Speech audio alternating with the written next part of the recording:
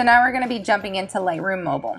I will be using my own personal presets that I do have for sale. I have two, which is Drama Bomb, my black and white, and then I have my Light and Airy, which is, as the name can tell you, it's light and airy.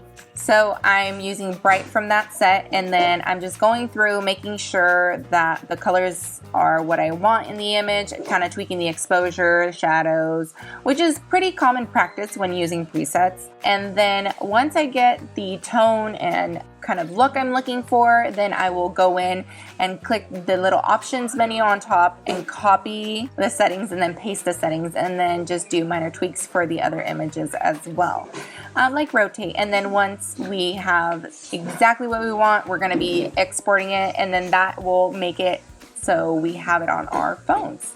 And yeah, that's about it. I hope you guys learned something new today, and I will talk to you soon. Bye.